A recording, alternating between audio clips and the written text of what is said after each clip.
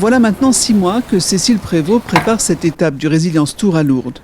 Avec son équipe, la présidente du CEPRIM, le Centre pyrénéen des risques majeurs, a choisi d'organiser un exercice de crise sur table. Objectif, mettre en situation des élus de collectivités locales. Bonjour, Madame Tuzéa. Bonjour. Ça va ? Vous êtes très bien et vous ? Bonjour, monsieur. Durant toute une matinée, dans un palais des congrès entièrement réquisitionné pour l'occasion, ils vont devoir gérer un événement exceptionnel et déclencher un plan communal de sauvegarde. La plupart des participants ne se connaissent pas et vont jouer ensemble pour la première fois. Après le rituel café, quelques mots d'accueil et un court briefing dans la salle de cinéma, l'exercice peut commencer. Il est encadré conjointement par les formateurs du CEPRIM et de l'IRMA. Pour nous, CEPRIM, qui travaillons dans la culture du risque, les élus, c'est une des cibles privilégiées. Parce qu'à partir de l'élu, en fait, on rayonne sur toute une commune ou toute une communauté de communes. Et c'est difficile de les rassembler.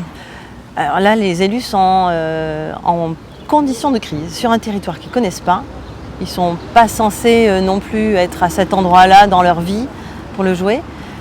Mais l'idée, c'est de fédérer aussi, c'est-à-dire de les rendre un peu plus solidaires. C'est-à-dire que le jour où le village à côté là, va être coincé parce qu'il y aura un effondrement de la route à cause d'une grosse crue, eh bien, c'est la communauté de communes qui va intervenir, c'est les communes alentours qui vont aider, qui vont peut-être reloger, qui vont amener des secours, qui vont amener des couvertures, de la nourriture, on ne sait pas.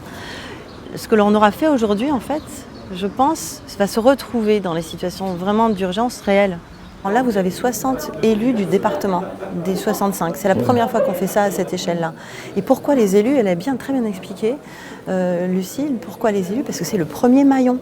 L'élu, il gère tout un territoire, toute sa commune. C'est l'acteur clé. Toutes ces personnes sont des élus. Du département. Voilà, c'est ça. Connue dans le monde entier pour ses sanctuaires, la ville de Lourdes accueille chaque année des millions de pèlerins. C'est ici qu'en 2012, un professeur d'histoire géo, un pionnier, Michel Azot, crée le CEPRIM, au cœur des Pyrénées. Pourquoi ici ? C'est vrai qu'on peut se poser la question, comment ça se fait que ça se passe dans une ville qui a déjà une identité, avec ses sanctuaires ? Eh bien parce que les risques, en fait, ici finalement, en centre de la chaîne, on les a pratiquement tous. Le seul qu'on n'a pas finalement, c'est quoi ? Le risque vague submersive et volcanisme. Sinon, on a tous les risques de montagne. Si vous vous retournez, vous allez voir les 3000 mètres que l'on voit d'ici de Lourdes, du pic du Gers. On voit la frontière, on voit l'Espagne d'ici, donc c'est juste à côté. Cécile Prévost est devenue présidente du CEPRIM en 2022. Elle est alors maire adjointe de la ville de Lourdes, en charge de la transition écologique et du cadre de vie. Vous voyez en bas cette rivière que l'on appelle le Gave de Pau, ici, qui régulièrement monte. Voilà, donc ça c'est les crues, les inondations, assez importantes.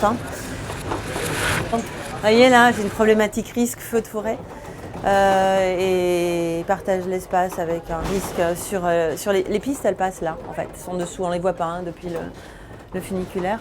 À l'arrivée on les verra. Ah voilà, là on s'est croisé avec le deuxième, voilà.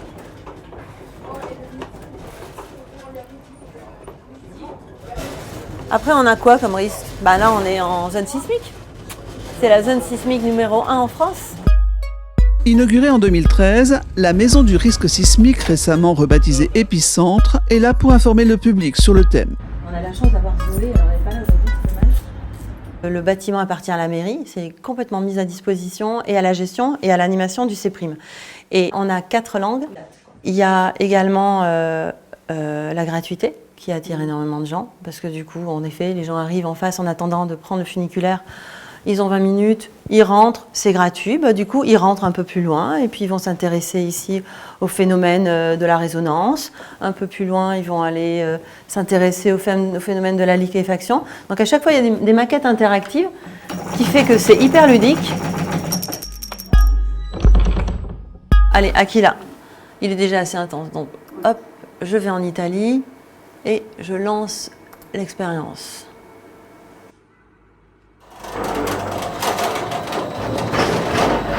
De tenir là.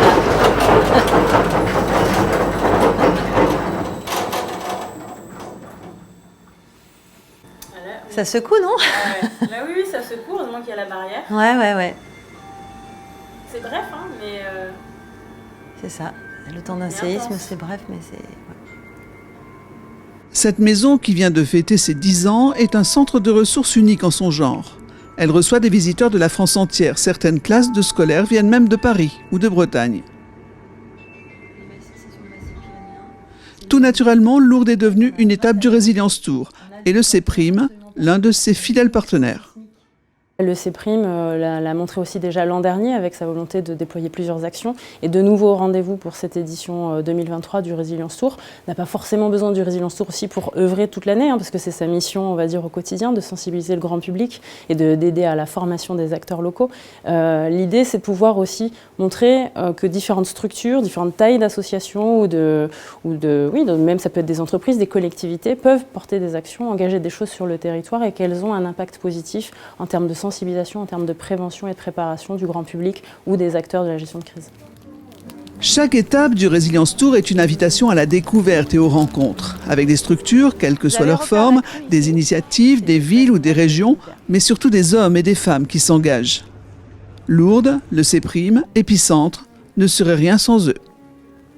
Je suis quelqu'un d'engagé, parce qu'informé, prof d'histoire géo, donc ça c'était des choses que j'enseignais, le développement durable, les risques en 5e, bon voilà, ça fait 20 ans que je fais ça. Et puis je suis tombée vraiment dans les problématiques actuelles jusqu'à l'effondrement, de manière, on parle d'éco-anxiété, je l'ai bien vécu. Ça m'a aussi isolée à ce moment-là, parce que j'étais très très inquiète.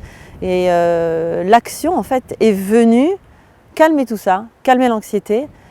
Et par l'action, donc je me suis engagée partout. Là, je me suis arrêtée de travailler pour faire ça, en fait. Pour travailler aussi bien en tant que décisionnaire politique, puisque je suis maire adjointe, pour ramener des projets dans ce sens-là, et puis présidente de l'association CPRIM. La préfecture jouait son rôle, les pompiers jouaient leur rôle, et donc 3 scénarios identiques. Donc ça, c'était la matinée, retour d'expérience, et après l'après-midi, on a fait intervenir, pour aller un tout petit peu plus loin, tous les acteurs du risque, donc la DDT, la préfecture, les collectivités forestières pour